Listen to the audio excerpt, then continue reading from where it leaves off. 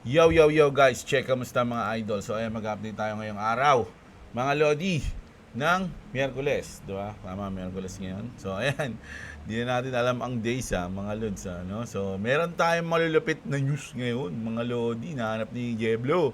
So ayan, mag-update tayo. Siyempre, bago tayo mag-start, alam nyo na mga Lods, palike muna ng ating video dyan, mga Lodi. At siyempre, mag-subscribe kayo, libre lang yan mga idol. At ito ang ating BitGet, no, sa mga wala pang crypto exchange diyan.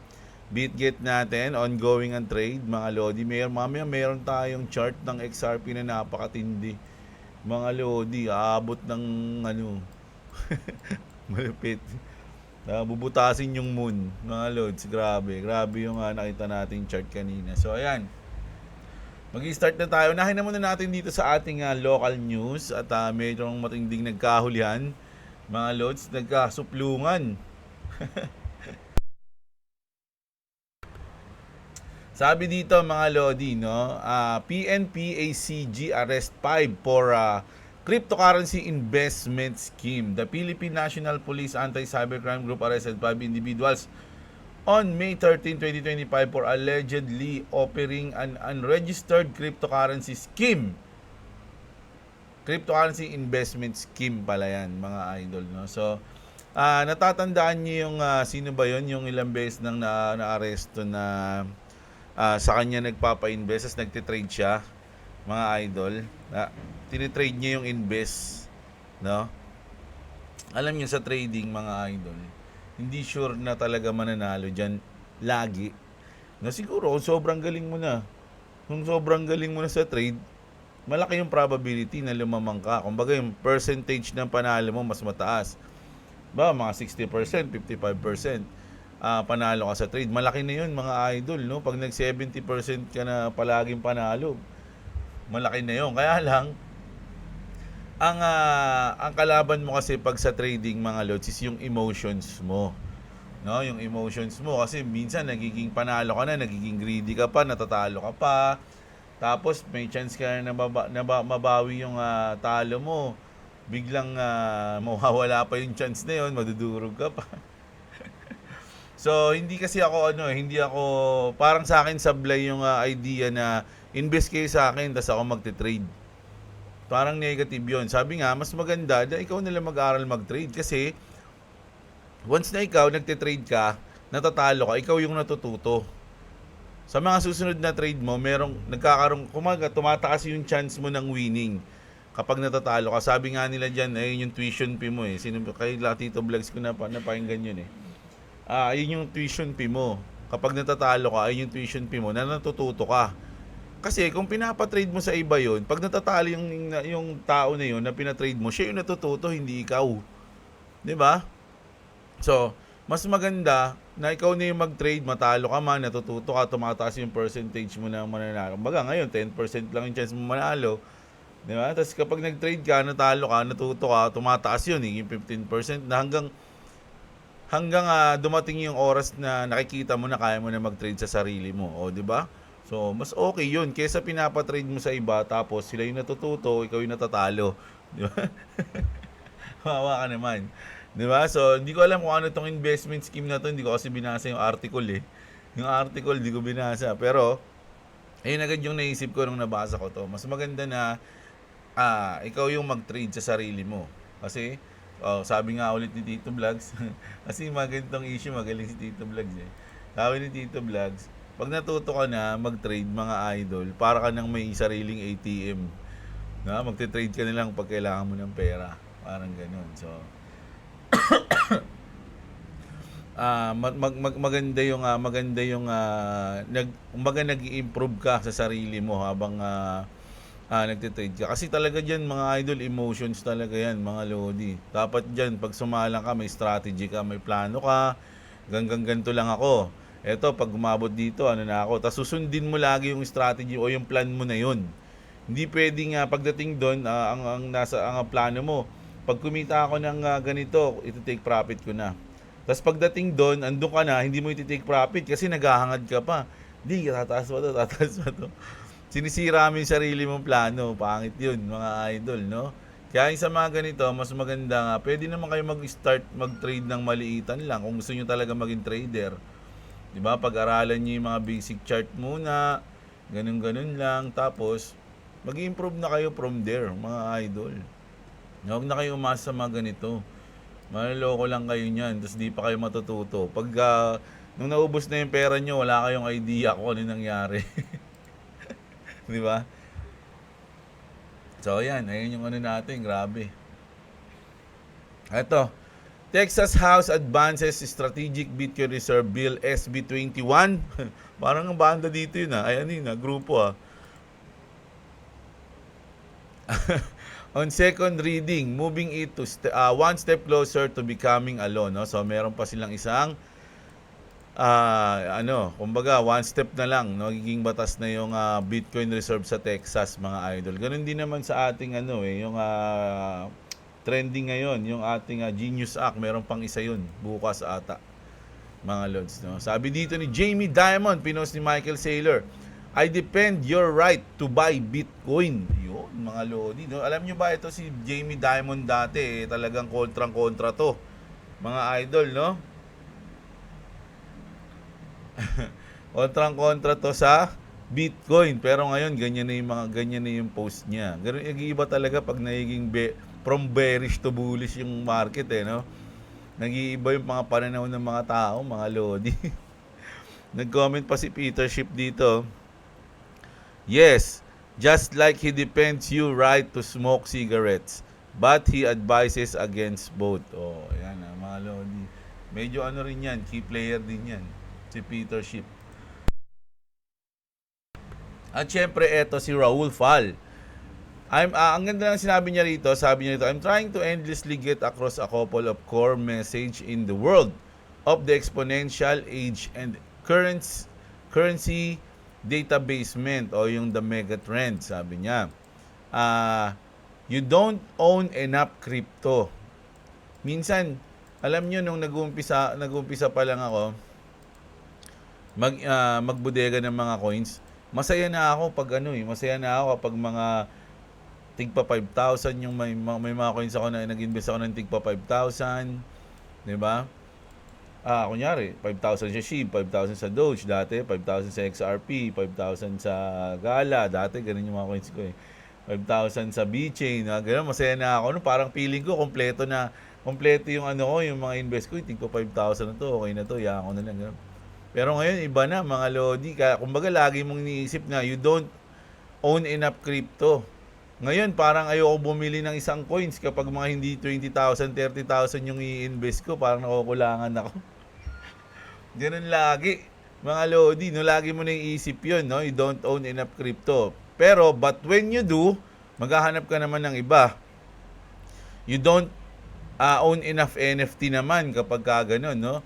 As art is upstream of wealth, sabi niya, no? Both will never be this cheap again. Kasi parang ang sinasabi dito ni Raul Fal, andito tayo sa bottom, no? Kumbaga, mas maganda na mag-accumulate tayo sa mga oras na to kaysa pag lumipad niyan, mga lodi. Yun nga sabi niya, this will never be this cheap again, sabi niya. Both will never be this cheap again. So, pag tinignan mo to, yung mga yan, tignan niyo yung mga presyo niyan. Baka ngayong buwan, ganyan yung mga presyo niyan. Pero paglipas ng mga ilang buwan, makikita nyo, iba na yung presyo niya. Mas matataas na. Hindi na ganyan. Magugulat ka. Parang nakaraan lang. 10 piso lang yung idera. Tapos pagtingin mo, iba na yung presyo. O ganyan, malalaki na. So, ganun, mga lodi, no? So, mas maganda daw na ngayon tayo mag-invest. Tapos, ayan, no? Ito na. Ito. Kasi kakatapos lang ng meeting mga lodi, no? Trump says the party is working together as he tries to pass the tax bill. US crypto will tax free. Ito ang laking issue nito, mga idol, kasi kapag yung mga crypto na US based is walang tax, mga lodi, di ba? Kumbaga tatanggalin yung tax. Ilang beses nang pinangako, sinabi ni Trump yun na kumbaga walang tax yung mga US based crypto, 'di ba? Crypto na coins, mga lodi. Pagka nangyari 'yun, mga idol, yung mga big companies malamang syempre ayaw nun sa tax. Siyempre gagamitin nila yung mga pre-tax na mga coins, 'di ba? Ano ba yung mga ganyan? Ano ba yung mga US base? Alam niyo na 'yan, 'di ba? Nakita ko na sa inyo. Oh, yung mga made in the US na coins, siyempre number one dyan yung XRP, Solana. Ito siyempre stable ko ng USDC, Cardano, Sui, o Stellar, Hedera. So ayun yung mga pwedeng gamitin, no, ng mga US based na cryptocurrency kung ayaw mo ng tax. 'Di ba? So goods na goods 'yun, mga idol. Ito ano 'yan, baka lumipad yung mga coins na US based kapag napasa yung bill na walang tax yung mga ganong crypto. 'Di ba? So GG mga lodi, malupit. Nag-open na yun sa CME na futures, no? Sa XRP, CME XRP futures ETF outperform Ethereum on launch, no? So mas malaki yung kumbaga mas mataas yung sa XRP kaysa sa Ethereum nung parehas nilang araw ng launch nila, no? Ayan yun, mga lodi. May 20. Ayan. Grabe, ang laki. Ito lang yung sa kanila eh. 1 point tsaka lang eh. Nung May 20, CMA Group, 5.8 agad. Mga lodi, malupit, no? At ito, Robinhood is also acquiring Bitstamp, which is building a perp DEX on XRP Ledger. So, ito yun, mga lodi. Ito naman, Russia. So, titignan ko kung mapiplay natin. Pero basahin muna natin to. Russia is set to roll out its digital ruble in early 2025, and it could be powered by the XRP Ledger. Following confirmed discussion between Ripple and the Central Bank of Russia, speculation is mounting that the XRP Ledger may serve as the foundation for the digital ruble. This only reinforces XRP Ledger's growing role in the future of global finance, and it's a major reason why I'm incredibly bullish on the DeFi project within the XRP Ledger ecosystem, especially CTF token. So, ayan mga lodi, pakinggan natin. Grabe, no? Hindi lang sa US tumatrabaho yung XRP. International payments within the next 5 years as Anatoly Esakov, a top Russian financial official. He shared these thoughts at the St. Petersburg International Economic Forum, mentioning that most countries, including Russia, are still developing their digital currencies. Asakov believes that by 2025, Russia might start using its digital ruble for international payments. Russia has been working hard on the digital ruble to modernize its financial system and reduce reliance on traditional banks, especially given past Western sanctions. This digital currency could make Russia's financial transactions more secure and efficient. For international tests, Russia might partner with China or Belarus. Both have advanced in digital currency tech, making them suitable partners. But what do you guys think? What do you think about the rise of digital currencies, and do you think they will change the way we interact financially on a global scale? Share your thoughts below. So, hindi naman sinabi dito na Ripple o XRP yung gagamitin nila, mga idol. Pero kung pag-usapan natin yung magandang technology, pinakamaganda, alam nyo na kung ano yun, sila yun. Diba? So, ba't sila gagamit ng hindi pinakamaganda? Ganun lang, mga idol, no? You can't make this up, sabi dito. Max Keiser will share the stage with Senator Loomis at Bitcoin Las Vegas. Senator Loomis refused to even meet with Garlinghouse. We need pro-American crypto leadership, not anti-US dollar pro-Bitcoin. Only leadership. No? Kumbaga, ito kasi si Mark Keiser. Pakinggan ko nga ito saglit. Hindi ko pa ito napapanood. Mga idol eh. From the get-go, Ripple has worked with regulators, and we have worked with regulated institutions like banks, where there isn't regulatory uncertainty. And so we have found that part of the reason why XRP has performed well is because people realize, hey, wait a minute, back to your question, is XRP the next Bitcoin? XRP is the next Bitcoin. Back to your question, is XRP the next Bitcoin? If we work with the system to solve this problem, and we can solve that problem at scale, a problem measured in the trillions of dollars. Laging sinasabi yung at scale, no? Nung kahapon yung video, lagi rin nila binabanggit yun. Hindi lang siya nagbabanggit na, pati si Mark Zuckerberg, si Trump, si Elon Musk, di ba? Sila yung mga main character. There's a lot of opportunity to create value in XRP. Let me explain something to you right now. Okay. Ito yung Max Keiser, mga lodi, yan si Sutoy, ayan. Here's a $10 bill. This is garbage. This is garbage. You people in South Africa. Alam nyo, bawal yan di ba? Yung ginawa niya na pinunit mo yung pera. You have your rand, right? That's going to zero. That's going to zero. This is going to zero too. Euros are going to zero. The yen's going to zero. The Chinese currency is going to zero. It's all going to zero against Bitcoin. If you don't understand that yet, you're going to be impoverished. You're going to be on the street. You're going to be begging. You're going to be out of business. You're going to be toast. Max, do you know that it's a criminal offense to tear up? Do you know Oo, tama. Tama yung sinabi niya. Oh. Criminal offense yun eh. that with the Bitcoin I have, I can buy any freaking senator or congressman I want? I make the laws. He who has the Bitcoin makes the laws, Rand. We're not going to just sit around and let the goddamn congressman tell us what to do. We've got the capital. We make the laws. We've got the Bitcoin. They don't. We've got it. They don't. Ayun yung mga kasama ni Senator Loomis sa Bitcoin Las Vegas. Si Chiquito. Ayan, nakita nyo naman mga lodi. Professional na professional. Is Senator Cynthia Loomis laundering implements through her son-in-law? Narinig sinabi niya, we buy senators, we make the law, gamit yung Bitcoin. Sabi niya, may sinabi siya dun Ngayon ko lang na-realize Impoverished. You're going to be on the street. You're going to be begging. You're going to be out of business. You're going to be toast. Max, do you know that it's a criminal offense Ayan, yung pagkasabi niya dyan, sasabihin niya yan. to tear up? Do you know that with the Bitcoin I have, I can buy any freaking senator or congressman I want? Diba? I can buy freaking senator or congressman I want. I make the laws. He who has the Bitcoin makes the laws, Rand. We're not going to just sit around and let the God. Ang kulit no? Dapat sabihin niya yan doon sa Bitcoin Vegas.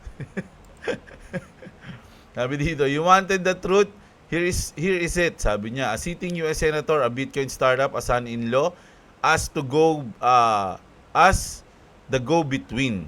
This isn't a coincidence. It's a pipeline. Let's follow the Kirkler. Sandali lang. Okay. Tayo. Noong 2013, sabi ni Senator Loomis, buys 1 Bitcoin on her son-in-law's advice. That son-in-law, si Will Cole, fast forward, he becomes head of the product at Safrite, a Bitcoin payment company. He moderates mining panels to Max XRP. So, galit din pala yun sa XRP talaga, no? Max XRP as a centralized joke and shape the tone of Loomis public crypto takes.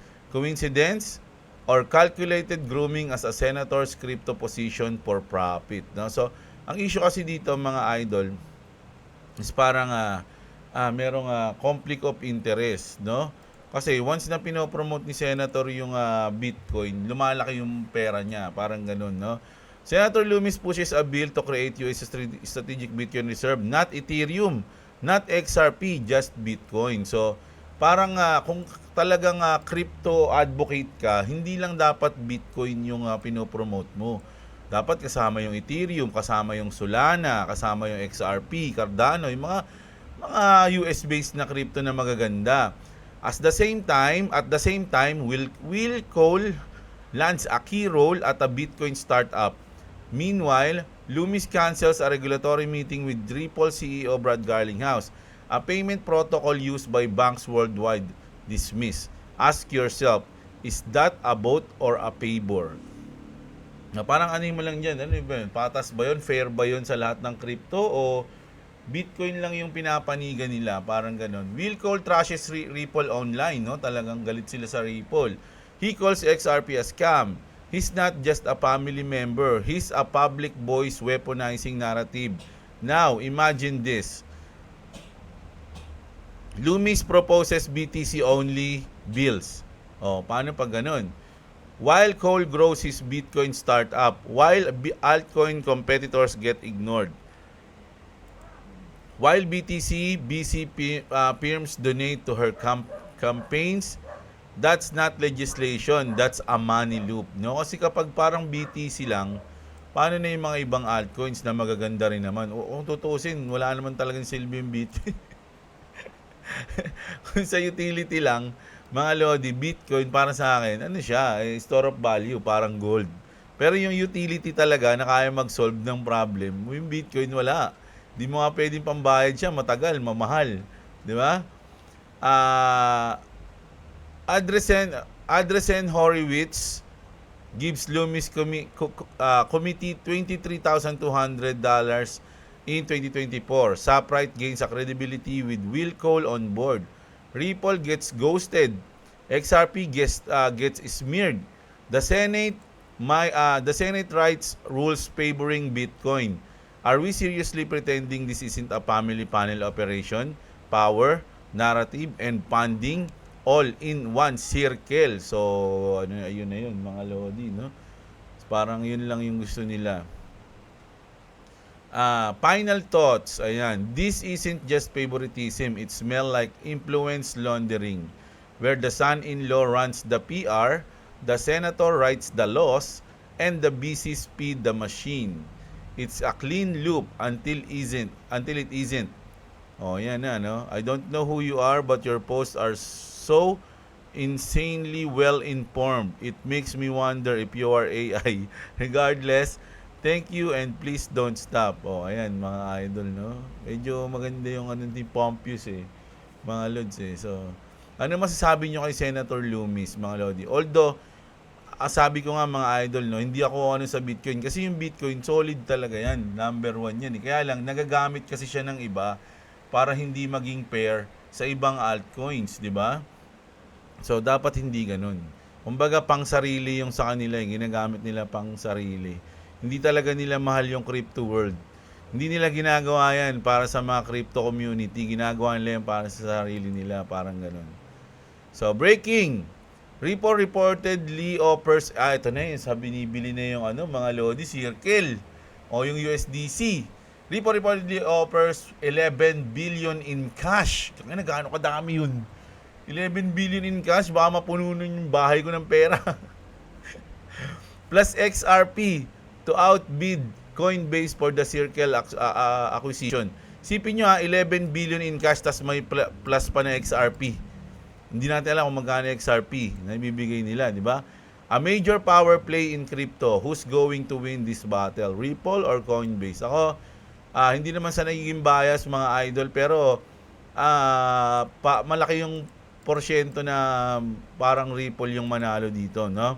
Pero sana manalo talaga yung Ripple, mga idol, no? Kasi gusto nila yun, rumors, Ripple has already acquired Circle na. USDC behind the scenes. So, hindi natin alam, mga lodi. Siyempre, sila Brad Garlinghouse, dahil sa mga na-experience nila sa mga nakaraang taon, hindi na rin mag-a-announce yan ng padalos-dalos na lang. Siguro, ang pinakatawag dyan is parang yung timing, no? Kailangan pag in-announce nila yan, timing na goods na ang lahat. Saka nila bibitaw lahat ng good news ng sabay-sabay para magkaroon tayo ng God candle na gano'n. Boom! Malupit, mga lodi. So, rumors pa lang naman yan. Hindi natin sure. Malay nyo nga sa kanila na, kaya lang di pa nila ina-announce, di ba? Ito yung malupit na nakita ko, mga lods, Imagine, no? Ripple by Circle and Coinbase all together. Pero malabo siguro ang ibenta ng Coinbase yun sa kanila. Pero kung lahat naman nababayaran, di ba? Paano kung bili ng Ripple yung Coinbase? Kasi sabi nga dito, mukhang nabili na nila yung Circle, No, di ba? Isipin mo, kalaban mo sa bid, bibilin mo rin. Kalaban kita, bili na nga kita. Magkano offer mo? Sa sa Circle, ganyan. O sige, hindi, tatalunin ko yan, tapos bibili na rin kita. Ano yun, like a boss? Gangster yun, nang bibili. Pwede ba yun?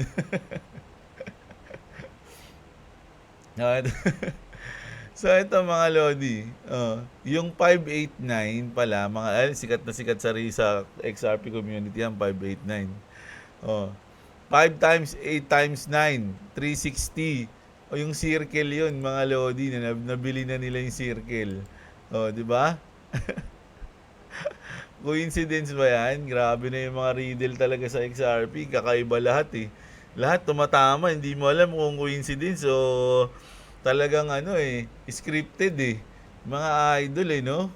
Grabe, Nabili na nila yan, Circle. Sabi sa rumor pa lang pala yan. Ito na sinasabi natin, mga lodi. This is interesting. XRP almost perfectly follows the breakout pattern on 2017 after 6 years of consolidation. The longer the consolidation, ito yung gusto kong sabihin lagi talaga, yung mga lodi. The longer the consolidation, the bigger the price move, they say. Also worth nothing that 6 years in crypto are like 60 years in real life. It should be good, mga lodi. Ito, nakita nyo itong consolidation na to, napaka, ilang lang yan, oh. 180 bars lang yan, mga lodi. Tapos, nung nag-breakout yan, sobrang di ba? 1,267 days nag-consolidation and then breakout. Ito, mga lodi, doble. 2,000 halos, doble talaga, yan, 2,471 days na consolidation. Mga lodi, kaka-breakout lang. 'Di ba? Naku, isipin nyo, magkano yan pag lumipad yan, mga idol. No, lampas na dito sa monitor ko yan, no, pag dito. Lampas na yan. Monitor ko. Sakto yan, 589. Sakto yan, 589, mga lodi. Sa tingin ko lang, ha. Pag nag-breakout yan, sakto ng 589 yan, mga lodi. Ito yung last natin na news. Para lang maliwanag, no. Genius Act and RLUSD. Kasi kumbaga isa na lang pasado na yung Genius Act mga lodi sa stablecoin. Anuhin lang natin RLUSD, the only stablecoin that is 100% compliant, mga lodi, no. Talagang 100% yan. Wala silang hanapin dyan. RLUSD build for compliance from day one. Freeze, clawback ready. Position to thrive under the US rules. Mga idol, no? So parang ginawa talaga siya para sa Kaya nga RLUSD, sabi nga ni Vincent, di ba? Real USD. Real US dollar yung RLUSD. USDC naman, no? Ito na yung sa Circle, no? Mostly compliant but may face stricter oversight. Needs to upgrade system to stay competitive. Ayun yun sa USDC. So, kung binili na to, edi ano na yan, kumbaga sasakupin niya. Ano ba yung words na sinabi ni dinidivore nila yung, basta may sinabi na balita natin yung nakaraan, naalala ko tuloy. Tapos ito naman yung USDT na offshore, OFAK. Anong basa dito? OFAK? And non-compliant. USDT talaga, no? Non-compliant. Could be effectively sidelined in US markets, no?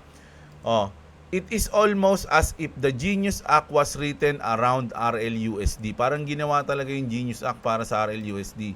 As of now, there are no non-compliance with the Genius Act. You read it to how you will. You read into that how you will. Ayan, no? So, eto mga idol, sabi ko nga parang ginawa talaga yung Genius Act para sa RLUSD, mga idol, no? Siyempre, pero ang RLUSD talaga, sabi nila Ripple yan. Ripple USD. Pero, sabi nga ni Brad Garlinghouse, mas gusto ko siyang tawagin na Real USD. So, ayun yun, mga idol. Anong masabi nyo sa ating mga balita ngayong umagang-umaga na to, mga idol, no? Ang dami na. Sana may mga nakukuha kayo sa mga pinagsasabi ko, mga lodi, So, mamaya ulit gabi. Magkikita-kita na naman tayo ulit mamayang gabi, mga idol. So, ayan, So, matuwing gabi na tayo magbabasa ng comment. No? Dito kayo mag-comment sa video natin na to, mga idol. No? Tapos, anong masabi nyo sa mga nangyayari?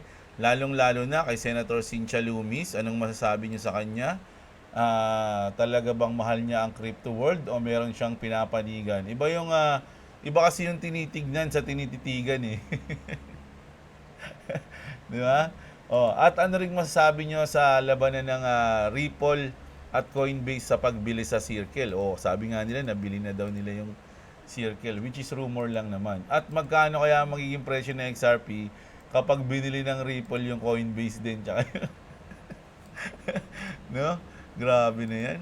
So, ayun na news natin ngayon, mga idol. No? So, mamayang gabi ulit, babalik tayo. So, maraming salamat sa mga... Huwag niyong kalimutang i-like yung video natin, mga lodi. Ano lang naman yun eh. Wala namang effort kayong gagawin dyan, pipindutin nyo lang yung like eh. Tsaka yung subscribe, pipindutin nyo lang din yan, mga idol, no? Sa mga wala pang crypto exchange, andyan ang ating BitGet, mga idol. No? Mag-registered na kayo. No? Maraming maswertihin kayo dyan sa link natin.